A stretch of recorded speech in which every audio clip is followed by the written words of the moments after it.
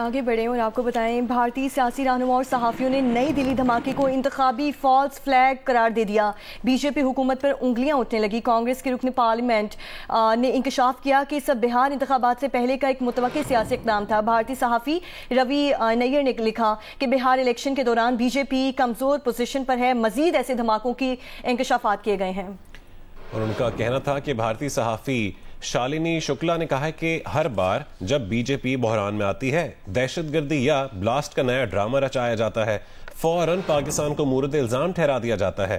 بھارت میں سابق R S S رہنما یشونت شنڈے کے عدالتی حلفیہ بیان کا حوالہ دوبارہ زیر بحث آنے لگا، جس میں اعتراف کیا گیا کہ سنگھ پوریوار نے انتخابی فائدے کے لیے بم دھماکے کروائے۔ بھارتی اخبار کوسٹل ڈائجسٹ نے بھی تصدیق کی تھی کہ سنگھ پوریوار ملک بھر میں دھماکے کروا کے بی جے پی کو فائدہ پہنچاتا رہا ہے۔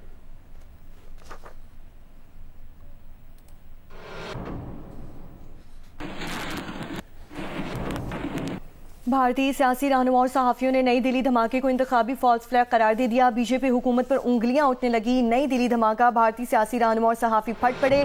مودی سرکار پر انگلیاں اٹھنے لگی۔ بی جے پی بحران میں آئے تو دھماکے ہوتے ہیں، صحافیوں کی جانب سے کہا گیا، جبکہ ایک صحافی شالنی شکلا کی جانب سے کہا گیا کہ دہشت گردی کا الزام پاکستان پر ڈال دیا جاتا ہے۔ نئی دلی دھماکے انتخابی فالس فلیگ ہیں۔ سوشل میڈیا کے ہزاروں صارفین مودی سرکار کے دھماکے پر الزامات لگانے لگے۔ بہار الیکشن سے قبل دھماکہ ہوا، مزید دھماکوں کے انکشافات سامنے آئے ہیں۔ بھارتی صحافی شالنی شکلا نے کہا کہ ہر بار جب بی جے پی بحران میں آتی ہے تو دہشت گردی یا بلاسٹ کا نیا ڈرامہ رچا دیا جاتا ہے، فوراً پاکستان کو مورد الزام ٹھہرا دیا جاتا ہے۔ بھارت میں سابق آر ایس ایس رہنما یشونت شنڈے کے عدالتی حلفیہ بیان کا حوالہ دوبارہ زیر بحث آنے لگا، جس میں اعتراف کیا گیا کہ سنگھ پریوار نے انتخابی فائدے کے لیے بم دھماکے کروائے۔ بھارتی اخبار کوسٹل ڈائجسٹ نے بھی تصدیق کی تھی کہ سنگھ پریوار ملک بھر میں دھماکے کروا کر بی جے پی کو فائدہ پہنچاتا رہا ہے۔